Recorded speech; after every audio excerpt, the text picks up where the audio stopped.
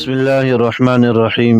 یوں تو سرکار دو عالم صلی اللہ علیہ وسلم کا ہر صحابی اپنی جگہ ایک ایسی پرکشش شخصیت رکھتا ہے اور اپنی ایک ایسی تاریخ رکھتا ہے جس کے اندر ہمارے لیے بڑا سبق بھی ہے۔ چنیدہ چنیدہ حضرات کا اور شخصیات کا میں تذکرہ انشاءاللہ آپ حضرات کے سامنے آنے والے دنوں میں وقتاً فوقتاً رکھوں گا۔ آج جس شخصیت کا میں تذکرہ آپ حضرات کے سامنے کرنے جا رہا ہوں، جن کا ایمان افروز واقعہ بیان کرنے جا رہا ہوں، دنیا انہیں حضرت ابو عبیدہ ابن الجراح رضی اللہ تعالیٰ عنہ کے نام سے جانتی۔ سرکار دو عالم صلی اللہ علیہ وسلم کے صحابہ میں ان کا شمار اولین و سابقین صحابہ میں ہوتا ہے، سب سے پہلے ایمان لانے والوں میں ان کا شمار ہے۔ پیارے آقا صلی اللہ علیہ وسلم نے انہیں اس امت کا امین قرار دیا تھا کہ ہر امت کا ایک امین ہوتا ہے، اور اس امت کا امین ابو عبیدہ ابن الجراح رضی اللہ تعالیٰ عنہ ہیں۔ یہ وہ صحابی ہیں جن کو عشرہ مبشرہ کے اندر بھی شامل ہونے کا اعزاز حاصل ہے، یعنی جن شخصیات کو سرکار دو عالم صلی اللہ علیہ وسلم نے اپنی زبان مبارک سے جنت کی خوشخبری دی، ان میں ایک شخصیت سیدنا ابو عبیدہ ابن الجراح رضی اللہ تعالیٰ عنہ کی ہیں۔ حضرت ابو عبیدہ ابن الجراح رضی اللہ تعالیٰ عنہ، ان کا اصل نام عامر ابن عبداللہ ابن الجراح تھا، لیکن ان کی کنیت ابو عبیدہ اتنی مشہور تھی کہ دنیا آج اسی نام سے جانتی ہے، اور ان کا تعارف اسی نام سے، اسی کنیت کے ساتھ کیا جاتا ہے۔ نام خال خال ہی لوگ ان کے نام سے واقف ہوں گے۔ سب سے پہلے ایمان لانے والوں میں ان کا شمار ہے۔ ایمان کے لیے، دین اسلام کے لیے ان کی جو قربانیاں ہیں تاریخ کی کتابوں میں سنہرے حروف سے لکھی گئی۔ 2 مرتبہ ہجرت کرنے والوں میں ان کا شمار ہوتا ہے۔ حبشے کی طرف بھی انہوں نے ہجرت کی، پھر مدینہ منورہ کی طرف ہجرت کی۔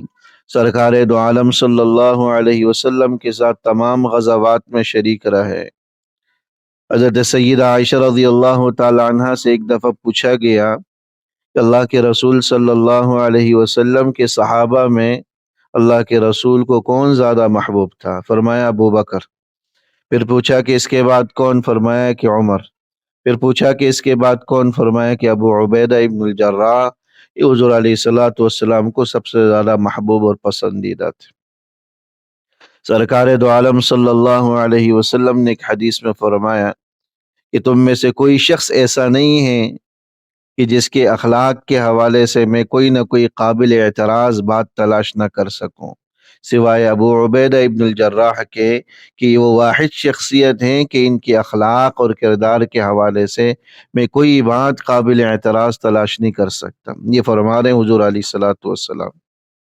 حضرت عبداللہ ابن عمر رضی اللہ تعالیٰ عنہما فرمایا کرتے تھے کہ مکہ مکرمہ کے اندر قریش میں 3 شخصیات ایسی ہیں جو سب سے زیادہ حسین، سب سے زیادہ خوبصورت، سب سے عمدہ اخلاق والے، سب سے زیادہ باحیا۔ اگر وہ آپ سے گفتگو کریں تو قطعاً جھوٹ نہ بولیں، اور اگر کوئی ان سے گفتگو کرے تو اسے کبھی نہ جھٹلائیں۔ میری نظر میں وہ 3 شخصیات حضرت ابو بکر، حضرت عثمان غنی اور حضرت ابو عبیدہ ابن الجراح رضی اللہ تعالیٰ عنہ، جتنے بڑے اعزاز والے صحابی۔ ایک دفعہ حضرت فاروق اعظم رضی اللہ تعالیٰ عنہ فرماتے ہیں کہ یمن کے کچھ لوگ مسلمان ہوئے، آپ علیہ الصلوۃ والسلام کی خدمت میں آئے اور عرض کیا کہ ہمارے ساتھ کسی امانت دار شخص کو بھیج دیجئے جو ہمارے آپس کے جھگڑوں کو حل کرے، ہمارے اختلافات اور نزاعات کو ختم کریں اور ہمیں دین کی تعلیم دے، جو امانت دار بھی ہو، تقوی طہارت والا بھی ہو، طاقتور قوت والا بھی ہو۔ فاروق اعظم رضی اللہ تعالیٰ عنہ فرماتے ہیں حضور نے ان سے وعدہ کر لیا کہ میں آپ کے ساتھ ایک ایسی شخصیت کو بھیجوں گا جو سب سے زیادہ امین ہوگا، سب سے زیادہ تقوی والا ہوگا۔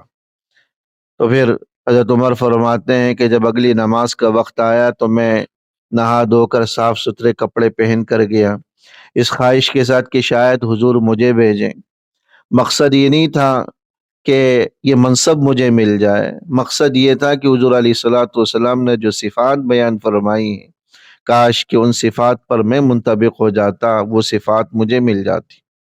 حضور علیہ الصلوۃ والسلام نماز سے فارغ ہوئے، ادھر ادھر دائیں بائیں دیکھا، آپ کی نگاہ مبارک حضرت ابو عبیدہ پر پڑی اور انہیں ان کے ساتھ کر دیا، اور فرمایا کہ لکل امت امینہ، کہ ہر امت کا ایک امین ہوتا ہے، اور میری امت کا امین ابو عبیدہ ابن الجراح رضی اللہ تعالیٰ عنہ۔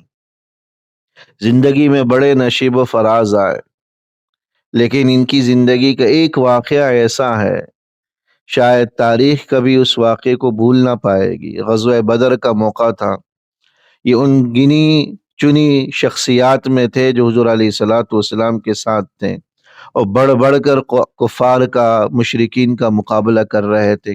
کوئی کافر ایسا نہیں تھا جو آپ کے سامنے ذرہ برابر بھی ٹک سکے، صفوں کے صفیں انہوں نے چیر ڈالی، کوئی مشرک آپ کے سامنے ٹکنے کی اور کھڑے ہونے کی اور سامنا کرنے کی جرت نہیں کر سکا۔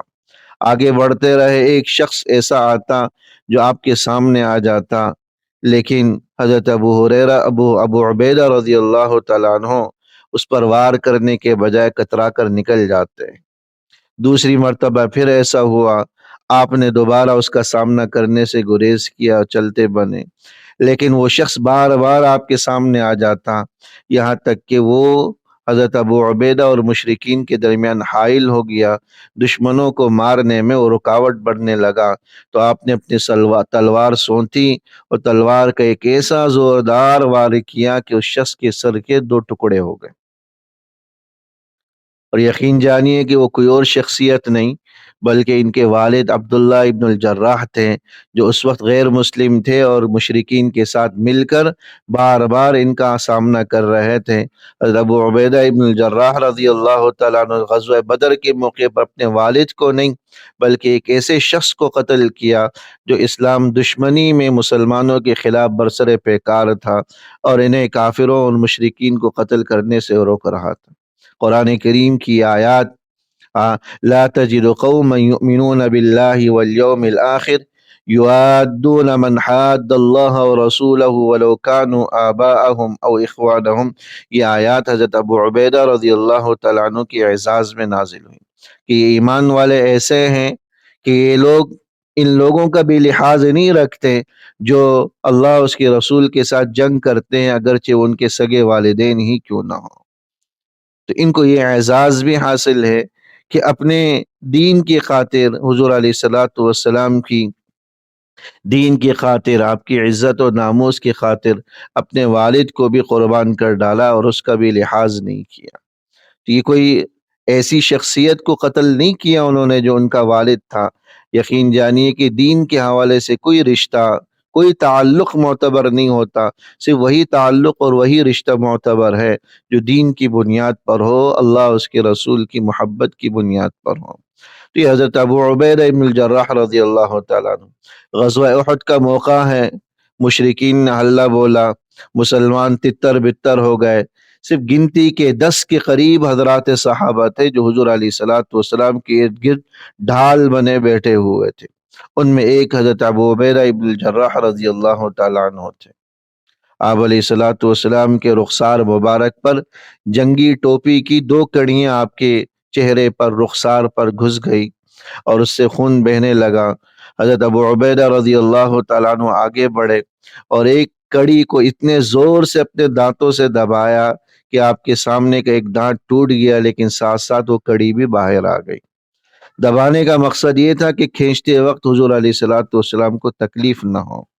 پھر دوسرے کڑی کو اپنے دوسرے دانتوں سے آپ نے پکڑا اور اس کڑی کو بھی آپ نے نکال تو لیا، لیکن اس میں آپ کے دوسرا دانت بھی سامنے کا ٹوٹ گیا۔ حضرات صحابہ فرمایا کرتے تھے کہ ہم نے کسی آدمی کو اتنا حسین اور خوبصورت نہیں دیکھا جس کے سامنے کے 2 دانت ٹوٹ گئے ہوں اور وہ اتنا خوبصورت ہو، سوائے حضرت ابو عبیدہ ابن الجراح کے، کہ ان 2 دانتوں کے ٹوٹنے کی وجہ سے ان کی حسن میں اضافہ ہوا، کوئی عیب نظر نہیں آئے۔ یہ حضور علیہ الصلوۃ والسلام کے ساتھ عشق و محبت تھی کہ آپ کو ادنا تکلیف بھی پہنچنا ان کو گوارا نہیں تھا۔ یہ حضرت ابو عبیدہ ابن الجراح رضی اللہ تعالیٰ عنہ ہے۔ شام کا پورا علاقہ فاروق اعظم رضی اللہ تعالیٰ عنہ کے زمانے میں فتح ہوا، ان کی قیادت کرنے والے حضرت ابو عبیدہ ابن الجراح رضی اللہ تعالیٰ عنہ، اس وقت کی طاقتیں، سپر طاقتیں، قیصر و کسریٰ کی طاقتیں آپ کے نام سے کانپا کرتی تھیں۔ حضرت ابو عبیدہ کا نام آ جاتا تو سب کچھ چھوڑ چھاڑ کر بھاگ جاتے۔ شام کے موقع پر شام کے موقع پر جب شام کے سفر میں ایک بیماری پھیل گئی، طاعون کی بیماری پھیل گئی، کثرت کے ساتھ حضرات صحابہ جو ہے اس مرض کا، اس بیماری کا شکار ہونے لگے۔ حضرت ابو عبیدہ ابن الجراح رضی اللہ تعالی عنہ بھی اس مرض کا شکار ہوئے اور بالآخر اس مرض میں دنیا سے رخصت ہوئے۔ حضرت معاذ ابن جبل رضی اللہ تعالیٰ عنہ نے ایسے موقع پر کچھ تاریخی کلمات ارشاد فرمائے جو میں آپ حضرات کو سنانا چاہ رہا ہوں۔ یہاں سے کاٹ دینا۔